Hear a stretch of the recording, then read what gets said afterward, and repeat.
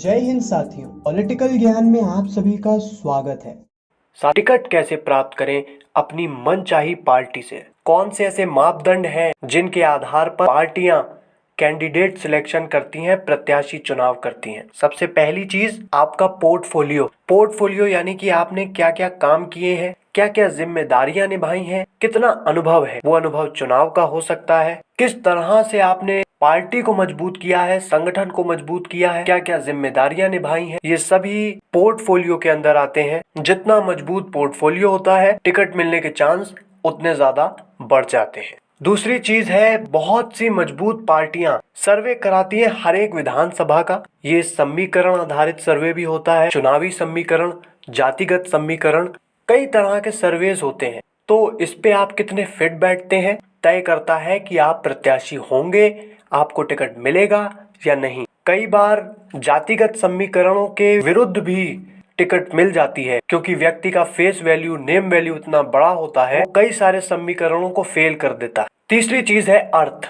किस तरह की आर्थिक स्थिति है आप? ये सवाल इसलिए महत्वपूर्ण है क्योंकि चुनाव में पैसे का कितना महत्व है ये किसी से छुपा नहीं है। तो इसलिए पार्टी चाहती है कि उसके पास मजबूत कैंडिडेट हो जो अपना चुनाव मजबूती से लड़ सके, मैनेज कर सके। चौथी चीज है जातिगत समीकरण। हर विधानसभा क्षेत्र में कोई ना कोई जाति ऐसी होती है जो डोमिनेट करती है। कोई भी पार्टी हो वो चाहेगी कि उसका प्रत्याशी उस जातिगत समीकरण में फिट बैठे ताकि ज्यादा से ज्यादा उसे फायदा हो। और यदि उस समीकरण में वो फिट नहीं बैठता है तो कौन से नए समीकरण ऐसे तैयार किए जा सकते हैं जो पार्टी को फायदा पहुंचा सके। इसी में से कुछ बातें निकालते हैं, उनके बारे में जानते हैं जो कि महत्वपूर्ण है प्रत्याशी के लिहाज से। जब भी सर्वे होगा तो उसमें सबसे महत्वपूर्ण चीज होगी आपकी इमेज क्या है, किस तरह की छवि आपने लोगों के बीच में बनाई है।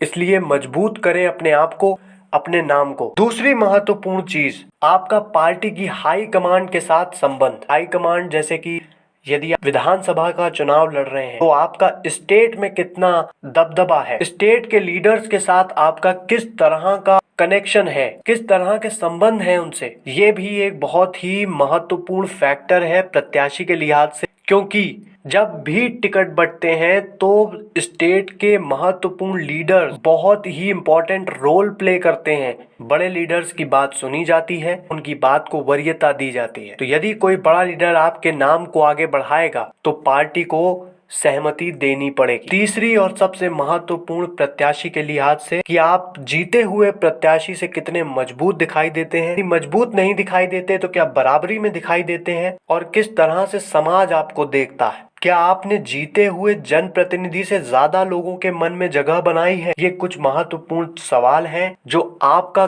कद बताते हैं। जिस व्यक्ति का कद बड़ा होता, जिस व्यक्ति के समर्थन में जनता होती है, कई सारे समीकरण यदि उसके विरुद्ध भी हों तो भी पार्टी को उसे टिकट देनी पड़ती, क्योंकि वो जनता की पहली पसंद है।